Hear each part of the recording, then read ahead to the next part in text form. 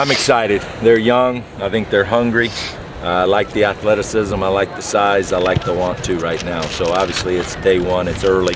A lot of room for improvement, as we all know. But I like the group right now as a whole. Max Turk is a great young man, smart, great leader. I'm really excited and happy that we have him at that center position to show these young guys, what it takes to be a Trojan and play at this level. As the fourth line coach in 4 years, do you have to approach it differently as a result of that? You don't. Coaching is about relationships.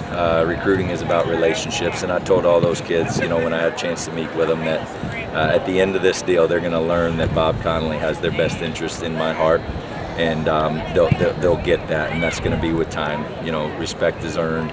And my goal is to make them the best individuals. I want to make proud husbands, proud fathers of these guys. It's more than just being a football player, and that's what I told their mothers and fathers had I had the opportunity to recruit them here. So we're going to win on the football field. We're going to win in the classroom. We're going to win in life, and that's what it's all about. So it's time. Time heals. Just like any change.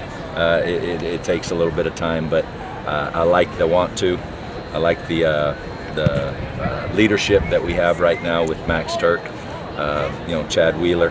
I think those are guys that can help me along with that process of bringing these young guys along. How much of a learning curve is there for you, learning not only like the schemes but also the personnel that you have? There is one. Obviously, it comes with the territory. Again, that's something that takes time. Fortunately or unfortunately, how you want to look at it, we're into spring ball.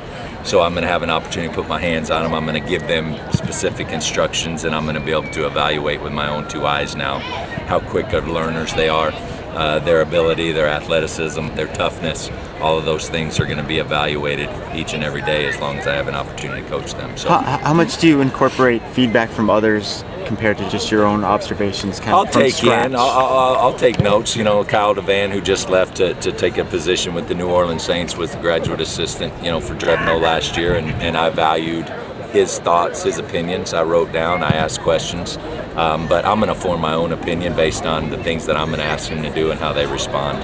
Did you sit down and watch film, all of last year's film? I did. I do. Yes, sir. What do you think? This is a team that sometimes they have trouble running the ball. What do you think was going on? I'm not going to talk about what the last guy did or didn't do. That's not fair to him. That's not fair to me. I'm thinking about him. I'm just talking about the players. Yeah. No. I think we have a talented group. We're very young. Last year you had three freshmen on the football field. In a real world, as an offensive line coach, I don't bring freshmen in to start, and hopefully, once you get over that probationary status and our numbers are where they need to be, which we're real close now, which is exciting for me. In a real world, you got a guy, you bring him in, you redshirt him, and then he has an opportunity to play as maybe a redshirt freshman if he's a great one, or a redshirt sophomore, and you still get 3 quality years because of the position, the nature of the offensive line position. That's a position that the physical maturation plays a big part.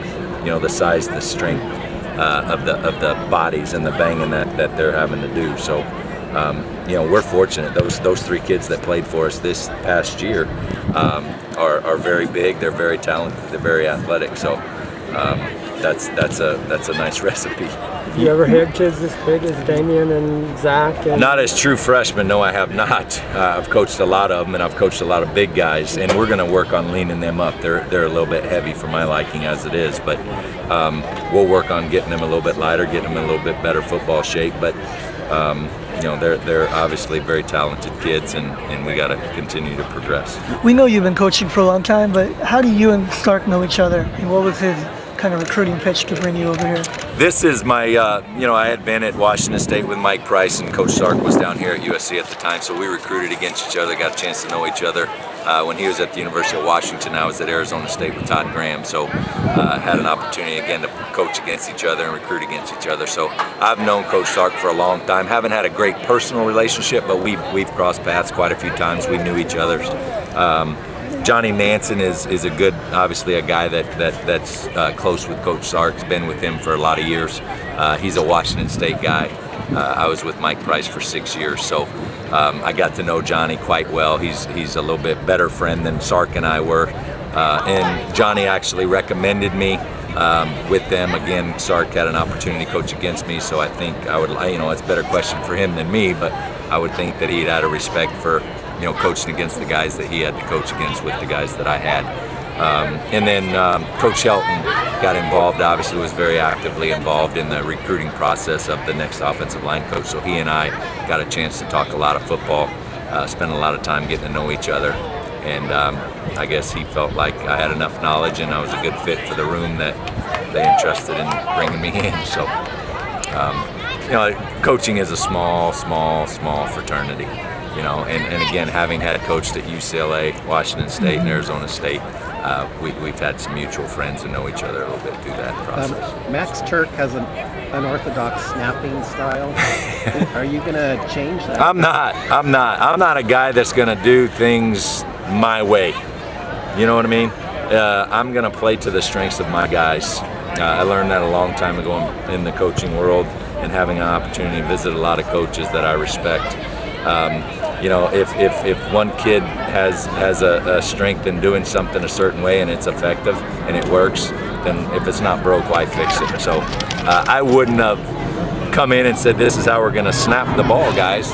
But obviously they had issues in the past, and the consistency with them snapping a different style was not effective. And for them to come upon that style and have success, why change it?